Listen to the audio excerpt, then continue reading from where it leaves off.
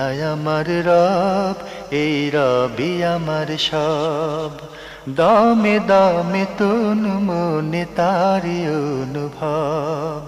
তোমার দুনিয়াতে আমি যেদিকে তাকাই, অথই নিয়ামতে ডুবে আছি সবাই। পাক পাখালির গানে শুনি তসবি কলরব, তসবি কলরব। আল্লাহ আমার রব, এই রবি আমার সব। আসসালামু আলাইকুম। প্রিয় দর্শক, আপনারা কেমন আছেন? সবাই ভালো থাকুন, সেটা আমাদের একান্ত কামনা। শুরু হলো আপনাদের প্রশ্ন নিয়ে আপনাদের এই প্রিয় অনুষ্ঠান আপনার জিজ্ঞাসা। আপনাদের সাথে আছি আমি জয়নুল আবেদিন আজাদ। আজকেও আপনাদের প্রশ্নের জিজ্ঞাসার জবাব দিচ্ছেন বিশিষ্ট আলেম ডক্টর মোহাম্মদ সাইফুল্লাহ। আসসালামু আলাইকুম ওয়া রাহমাতুল্লাহি ওয়া বারাকাতুহু। প্রিয় দর্শক, চলুন তাহলে জিজ্ঞাসার জগতে। শুরুতে একটি ইমেল, এটি পাঠিয়েছেন লিজা। লিখেছেন, নামাজের জন্য দাঁড়ানোর পর কোনো কারণবশত যদি স্থান পরিবর্তন করি এবং বাকি নামাজ আদায় করি, তাহলে আমার নামাজ কি বাতিল হয়ে যাবে? না, নামাজ বাতিল হবে না। নামাজে দাঁড়ানোর পরে যদি কোনো ওজর দেখা দেয় তাহলে স্থান পরিবর্তন করা জায়েজ রয়েছে। স্থান পরিবর্তনের মাধ্যমে সালাত নষ্ট হবে না, তবে তিনি কিবলামুখী থাকবেন। কিবলামুখী থাকবেন যদি তিনি কোনো কারণে ইচ্ছাকৃতভাবে, ওজরের কারণে নয়, ইচ্ছাকৃতভাবে কিবলা থেকে মুখ ফিরিয়ে নেন, তাহলে তার সালাত বাতিল হয়ে যাবে মর্মে ফতোয়া রয়েছে, আলেমদের ফতোয়া রয়েছে। কিন্তু তিনি কিবলামুখী থেকে যদি স্থান পরিবর্তন করেন, এতে তার সালাত নষ্ট হবে না, সালাতে কোনো ক্ষতি হবে না। আর সালাতের মাসলাহাতে যদি হয়, এখানে আরেকটি মাসআলা রয়ে গিয়েছে, সেটা উনি প্রশ্ন করেন নাই কিন্তু প্রশ্নের মধ্যে এসে যেতে পারে, এই জন্য বলছি। সেটা হলো সালাতের মাসলাহাতে যদি হয় তাহলে স্থান পরিবর্তন করবেন তিনি, এটা হচ্ছে সুন্নাহ। সেটা হলো সালাতের মাসলাহাত কাকে বোঝায়? সালাতের কাতার পূরণ করার জন্য, অথবা ইমাম সাহেব মুসল্লিদের সামনে যাওয়ার জন্য, অথবা সামনে যে জায়গাটুকু রয়েছে সেখানে মুসল্লিদের জায়গা হচ্ছে না, মুসল্লিদেরকে সামনে যাওয়া দরকার, তাহলে পিছনে সালাতে লোকেরা অংশগ্রহণ করতে পারবে। যদি এই ধরনের কোনো কাজে সালাতের মাসলাহাতের সালাতের স্বার্থে যদি হয়ে থাকে, তাহলে এই ধরনের কাজ করা মুসল্লিদের জন্য সুন্নাহ, এটি জায়েজ রয়েছে, এতে সালাত নষ্ট হবে না, বরং এটি হচ্ছে উত্তম কাজ। প্রসঙ্গত আরেকটি বিষয় আপনার সামনে পেশ করতে চাই। অনেক সময় দেখা যায় মা বোনেরা নামাজ পড়ছেন, শিশু হঠাৎ আগুনে হাত দিচ্ছে বা ক্ষতিকর কোনো কাজে লিপ্ত হয়ে যাচ্ছে। সে মুহূর্তে তো নামাজরত যিনি আছেন তাকে তো স্থান পরিবর্তন করতে হয়, অনেক সময় ক্যাবলা থেকেও মুখ অন্যদিকে ফিরিয়ে নিতে হয়। এক্ষেত্রে কি হবে? সেটা হচ্ছে যদি কোনো কারণে কোনো খতর, আশঙ্কাজনক অবস্থা তৈরি হয় কারোর জন্য, সে অবস্থায় তিনি সেই আশঙ্কা দূর করা তার জন্য জায়েজ। হঠাৎ করে আগুন লেগে গেছে, তিনি আগুনটা নিভাবেন, তারপর নিভা এসে তারপরে সালাতের বাকি অংশটুকু আদায় করবেন। যেমন দরজার মধ্যে একজন এসে নক করছে, ইম্পর্টেন্ট, তার জন্য দরজা খুলে দিতে হবে, তাহলে তিনি দরজা খুলে দিবেন, তারপরে তিনি এসে সালাত কন্টিনিউ করবেন, এটি জায়েজ, এতে সালাত নষ্ট হবে না। যেখান থেকে চলে গেছে সেখান থেকে শুরু করবেন। যেহেতু এটি একটা পরিস্থিতি, এই জন্য ইসলাম ওজরের কারণে ইসলাম এই বিষয়গুলোকে অনুমোদন দিয়েছেন, এগুলো জায়েজ রয়েছে। আপনি আরও লিখেছেন, যদি কোনো নামাজ কাজা হয়ে যায় তাহলে সেক্ষেত্রে কি পুরোটাই আদায় করতে হবে নাকি ফরজটুকু আদায় করলে হবে? সালাত কখনো কাজা হয় না। কোনো ভাই অথবা বন্ধু যদি তিনি ওজরের কারণে সালাত আদায় করতে না পারেন, তাহলে তাকে যেই সময় তিনি ওজর চলে যাবে তখনই সালাত আদায় করে নেওয়াটা হচ্ছে বিধান। ফালিউসাল্লিহা ইদা যাকারাহা, রাসূলুল্লাহ সাল্লাল্লাহু আলাইহি ওয়াসাল্লাম হাদিসের মধ্যে বলেছেন, ফালিউসাল্লিহা, সেজন্য পড়ে নেয় সেই সালাত, ইদা যাকারাহা, যখন ওই সালাতের কথা তার স্মরণ পড়বে, ওই সালাত আদায় করার মতো সুযোগ তার হবে, তখনই সে সেটা পড়ে নেবে। এটি কাজা নয়, এটা এভাবেই আদায় করার পদ্ধতি। বাকি সালাতের, ফরজ সালাতের জন্য অব্লিগেশন হচ্ছে শুধুমাত্র জোহরের 4 রাকাত, আসরের 4 রাকাত, মাগরিবের 3 রাকাত, এশার 4 রাকাত, ফজরের 2 রাকাত। এটাই হচ্ছে সালাহ, এটাই হচ্ছে ফরজ, এইটাই মূলত আপনি আদায় করার জন্য নির্দেশিত হয়েছেন। আর বাকিগুলো আপনি আদায় করার জন্য শুধু ফরজটুকু আদায় করলে হয়ে যাবে। বাকিগুলো সুন্নাহ, ফজিলত। ফজিলতের কাজটি যত করবেন ততই ভালো, ততই মর্যাদা পাবেন, ততই আল্লাহর বান্দা, আল্লাহ রাব্বুল আলামিনের নৈকট্য লাভ করতে পারবেন। কিন্তু অব্লিগেশন যেটা আল্লাহ সুবহানাহু ওয়া তাআলা দিয়েছেন, এটা হচ্ছে আল্লাহ তাআলার কাছে সবচেয়ে প্রিয় কাজ, এবং আল্লাহ রাব্বুল আলামিন, আল্লাহর বান্দা, এই কাজের মাধ্যমে আল্লাহ তাআলা সবচেয়ে বেশি নৈকট্য লাভ করতে পারে। সেগুলো কিন্তু আদায় করতেই হবে, না করলে কঠিন শাস্তি রয়েছে আল্লাহ রাব্বুল আলামিনের কাছে। লিজা, আপনি আরও প্রশ্ন করেছেন, ইদানিং রান্নায় বিভিন্ন সস ব্যবহার করা হয়, যার মধ্যে একটি সস হলো ওয়েস্টার সস। আমার প্রশ্ন হলো, এই সস কি জায়েজ? কারণ আমার জানা মতো ওয়েস্টার হলো ঝিনুক। ঝিনুকের যে sauce, আমার জানা নেই, আপনার কিছু জানা আছে কিনা? ঝিনুক, কারণ আমি তাহলে মূল প্রশ্নে চলে আসি। এই সব সম্পর্কে আমার কোনো জ্ঞান নেই। এই মূল প্রশ্নে চলে আসি, যদি আমরা ঝিনুক ধরে নিই, তো ঝিনুক তো খাচ্ছে অনেকে, ঝিনুক খাওয়াই যায়, ঝিনুকের থেকে উৎপাদিত জিনিসও খাওয়া যাবে। দর্শক, এবার আমাদের হাতে যে ইমেলটি, এটি পাঠিয়েছেন মিসেস সামাদ, মার্কিন যুক্তরাষ্ট্র থেকে লিখেছেন, আশা করি আপনারা আল্লাহর রহমতে ভালো আছেন। শরীর সুগন্ধি করার জন্য জারে যেসব সেন্ট বা পারফিউম পাওয়া যায় সেগুলোতে পরিমাণে অল্প হলেও অ্যালকোহল ব্যবহার করা হয়। এছাড়াও সেগুলোতে বিভিন্ন রকম বিষাক্ত কেমিক্যালও ব্যবহার করা হয় যা আমাদের স্বাস্থ্যকে স্থায়ীভাবে ক্ষতিগ্রস্ত করে। আবার প্রসাধনী ও পারফিউম জাতীয় জিনিস বাংলাদেশে তৈরি করে তা বিদেশি পাত্রে ভরেও বিক্রি করা হয়।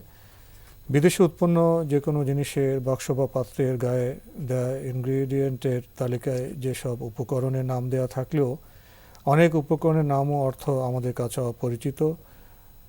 তাই বলে এই নয় সেগুলো হালাল।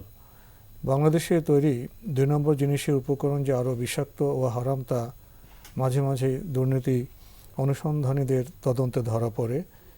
বর্তমানে বাংলাদেশে যেসব সফট ড্রিঙ্ক বিক্রয় হচ্ছে সেই সবে অল্প পরিমাণে অ্যালকোহল রয়েছে কিনা জানি না, তবে সেগুলোতে যেসব উপকরণ ব্যবহার করা হয় সেগুলো যে ভীষণ ক্ষতিকর তা সবারই জানা।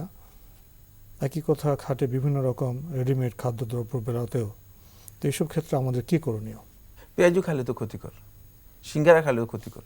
ক্ষতিকর জিনিসগুলো ইসলাম সেগুলো পরিহার করতে বলেছে, কারণ ক্ষতিকর জিনিস স্বাস্থ্যের জন্য যেগুলো ক্ষতিকর এগুলো পরিহারযোগ্য, কোনো সন্দেহ নেই।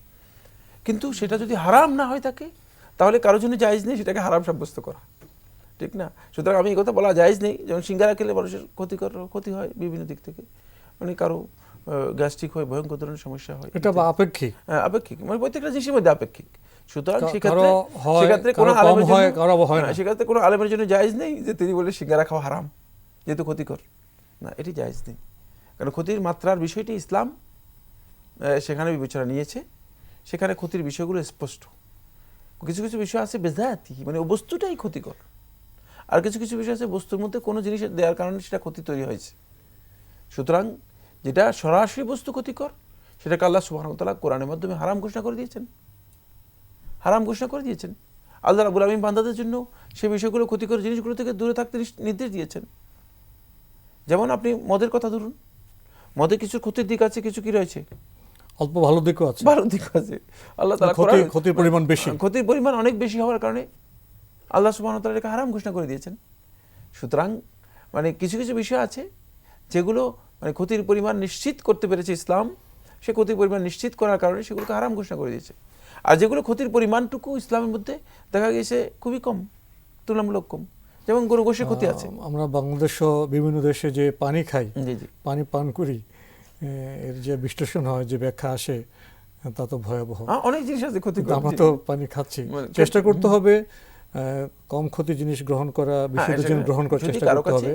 তবে যেটা সুস্পষ্টভাবে হালাল হারাম বলা হয়েছে সেটাই হারাম হবে। এখানে একটি মাসলা অত্যন্ত গুরুত্বপূর্ণ মাসলা বলবো, সেটা হচ্ছে এই ইনগ্রিডিয়েন্টের উপর নির্ভর করে কোনো বস্তুকে হারাম ঘোষণা করা দেওয়া যায় না। কারণ বস্তুটা যে কন্টেন্ট বহন করতেছে, কন্টেন্টটা ওই বস্তুর পরিচয় নয়।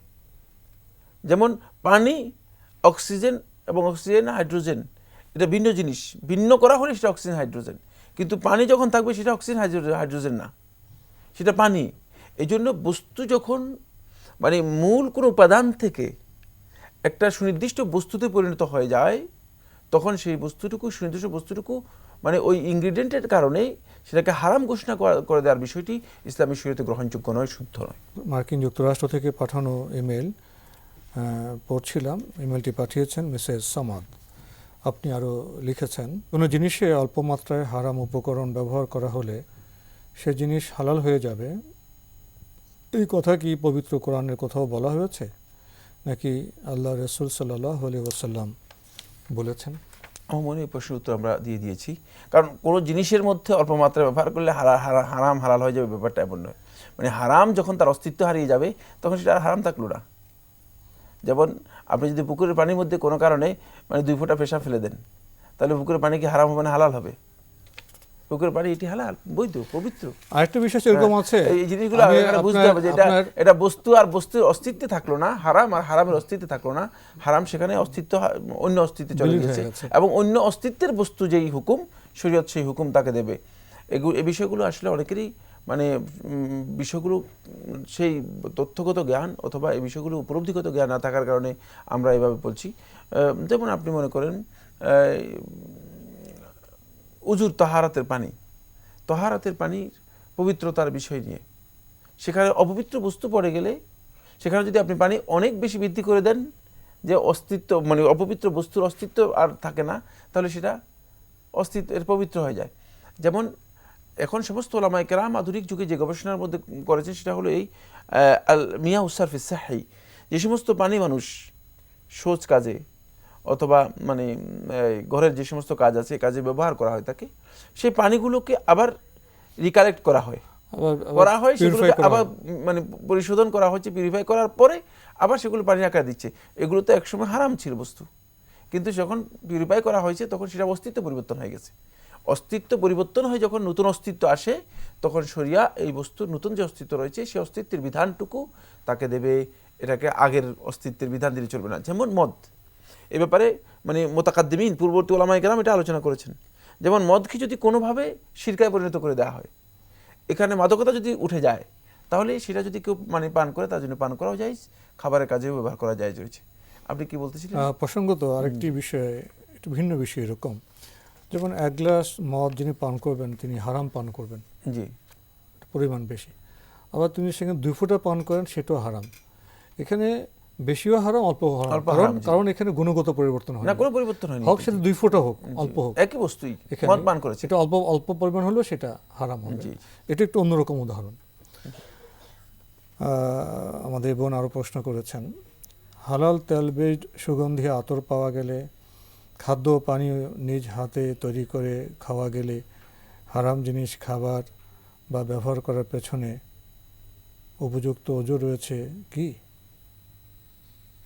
হারাম তো কোনো অবস্থা ওজর দিয়ে খেতে নিজে তৈরি করে খেতে বলতে ভালো, নিজে আতর করতে ভালো, এটা উত্তম। আমরা অনুপ্রাণিত করব, আমরা উৎসাহ দিব যারা এইভাবে এত বিশুদ্ধ খাবার নিজেরা তৈরি করতে পারবেন বা আতর তৈরি করতে পারবেন, এটা তো ভালো কাজ, যারা করতে পারেন তো ভালো, এটাকে আমরা উৎসাহ দিব। কথা তো আমরা কোনোদিন বলতেছি, কেউ বলা জায়েজ নেই কারোর জন্য, আমার জন্য জায়েজ নেই, আরেকজনের জন্য জায়েজ নেই যে কথা বলবে যে আপনি হারাম জিনিস খেয়ে ফেলেন। ওজোর কারণ ওজোর কি ওজোরটা সেখানে আছে সেটা আমাকে জানতে হবে। ওজোর বিষয়টা আসলে অন্য জিনিস, ওজোর ভিন্ন জিনিস। ওজোর তো এই মাসালার মধ্যে ওজোর মানুষের জীবন যাপনের যে সীমাবদ্ধতা, আমি এই টেবিলে আপনি কথা বলছি টেবিলে, আর আমরা যদি একবার বন জঙ্গলে যাই, কোনো ঝড় তুফানে পড়ি বা কোনো মরুভূমিতে চলে যাই, সেখানে যে বাস্তব অবস্থা আসবে সেখানে ওজোর সৃষ্টি হতে পারে।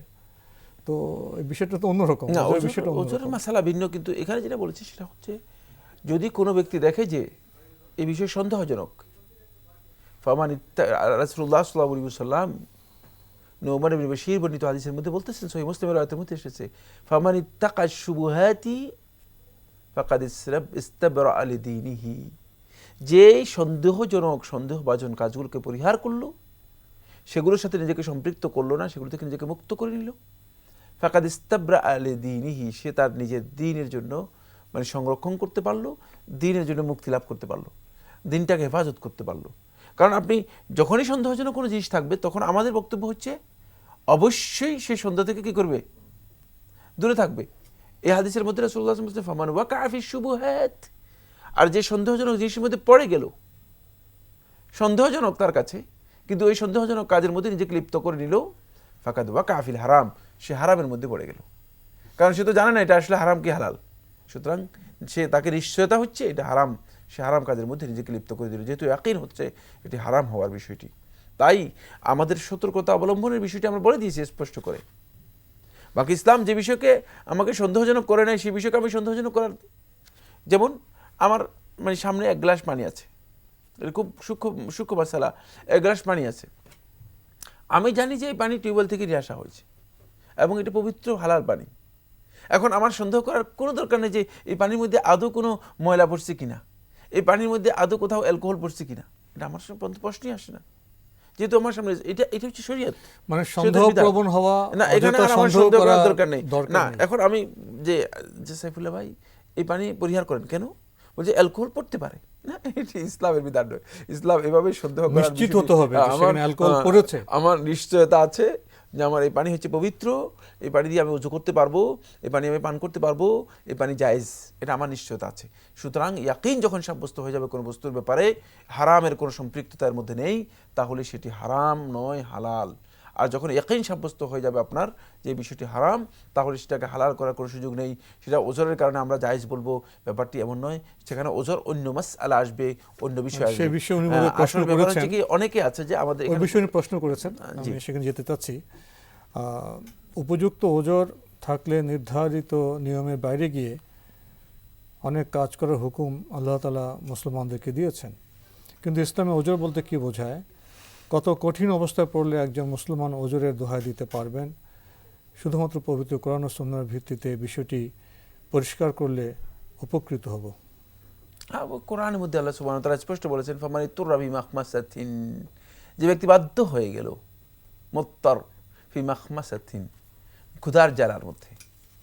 ওজরের বিষয়টি কোরআন এবং হাদিসের মধ্যে স্পষ্ট করা আছে, সেটা হচ্ছে জীবন বিপন্ন হচ্ছে, অথবা নিজের শরীরের কোনো অংশ বিপন্ন হয়ে যাচ্ছে, অথবা নিজের আশঙ্কা, মৃত্যুর ভয়ানক আশঙ্কা রয়ে গিয়েছে, মানে বাঁচার উপায় নেই, এই ধরনের একটা আশঙ্কা যদি তৈরি হয়, তার সাধ্যের বাইরে চলে গেল, সাধ্যের বাইরে, এটা হচ্ছে ওজর। ইসলামের মধ্যে এটাকে বলা হচ্ছে যে ওজর। ওজরের বিষয়টি কোরআনের একাধিক আয়াতের মধ্যে বলা হয়েছে। সূরা বাকারার 183 নম্বর আয়াতের মধ্যে, 183-84 নম্বর আয়াতের মধ্যে বলা হয়েছে, ফামান কানা মিনকুম মারিদান আও আলা সাফারিন, অসুস্থ তোমাদের মধ্যে যে ব্যক্তি আছে, অথবা সফরের মধ্যে যে রয়েছে, সফর কঠিন, আল্লাহ সুবহানাহু ওয়া তাআলা এটাকে ওজর হিসেবে আখ্যায়িত করেছেন। তাই ওজরের বিষয়টি ইসলামের মধ্যে খুবই স্পষ্ট।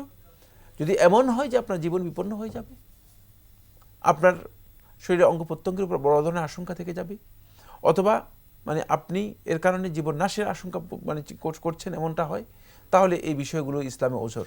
আর ওজর আপনি যদি এটা মনে করেন যে না, আমি যেটা ধারণা করেছি এটা ওজর, না, এটি শুদ্ধ নয়, এটাকে ওজর বলা হয় না ইসলামের মধ্যে। ইসলামের মধ্যে ওজরটাকে সুনির্দিষ্ট করে দেওয়া আছে। রাসূলুল্লাহ সাল্লাল্লাহু আলাইহি ওয়াসাল্লাম হাদিসের মধ্যে যখন জিজ্ঞেস করা হলো, ইয়া রাসূলুল্লাহ মাল উযর, ওজর কাকে বলা হয়? ক্বালা আল খাউফ ওয়াল মারাদ, মৃত্যুর আশঙ্কা, ভয়, ওয়াল মারাদ, এবং অসুস্থতা, যে অসুস্থতার কারণে তুমি তোমার শারীরিকভাবে বড় ধরনের আশঙ্কাগ্রস্ত হতে পারো, সেটা হচ্ছে মূলত ওজর। ওজর আমাদের কাছে নিজেদের তৈরি করার কোনো সুযোগ নেই। এখন ওজর যদি আমরা নিজের ব্যক্তির উপর ছেড়ে দিই, তাহলে ওজরের সংজ্ঞাও শেষ হবে না, আর ওজরেরও শেষ হবে না, কারণ প্রত্যেকেই ওজর নিজের আবিষ্কার করতে পারবে। এবং যারা ভুল ওজর তালাশ করবেন তারা নিজেরাও জানবেন বিষয়টি সঠিক নয়। সেটাকে আল্লাহ সুবহানাহু ওয়া তাআলা কোরআনের মধ্যে বলেছেন, মাআযির বলেছেন, সেটাকে ওজর নয়, সেটা হচ্ছে মাআযির, বাহানা। ওজর এবং বাহানার মধ্যে শব্দ দুটো এক শব্দ থেকে ব্যবহার হয়েছে। মাআযির হচ্ছে বাহানা, আর ওজর হচ্ছে যেটা এক্সকিউজ করা হয়েছে। সুতরাং মাআযির যেগুলো, এগুলো হারাম। আল্লাহ রাব্বুল আলামিন কোরআনের মধ্যে বলেছেন, ওয়ালাউ আলকা মাআযিরা, যদিও সে এই ধরনের বাহানাগুলো তালাশ করে, বাহানাগুলো পেশ করার চেষ্টা করে, বাহানা চলবে না। চলবে না। তো আজকে আমাদের এখানে শেষ করতে হচ্ছে। আপনাকে অনেক ধন্যবাদ। আপনাকে অশেষ ধন্যবাদ। প্রিয় দর্শক, আমরা তো মানুষ, আমাদের অনেক সীমাবদ্ধতা রয়েছে।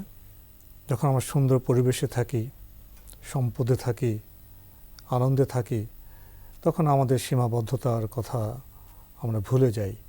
তখন ওজরের বিষয়গুলো উপলব্ধি করতে বোধহয় আমাদের কষ্ট হয়। ওজর আছে, হারাম সুস্পষ্ট, হারামকে হালাল বলার অধিকার কারো নেই, হালালকে হারাম করার অধিকার কারো নেই।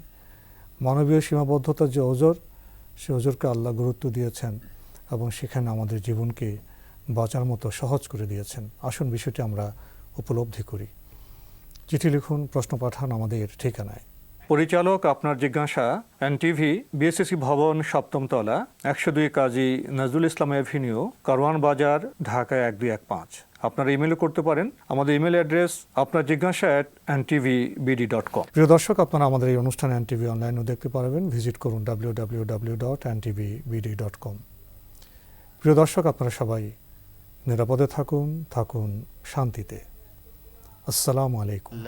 আমার রব, এই রবি আমার সব, দামে দামে তুন মনে তারি অনুভব। তোমার দুনিয়াতে আমি যেদিকে তাকাই, অথই নিয়ামতে ডুবে আছি সবাই, পাক পাখালির গানে শুনি তসবি কলরা।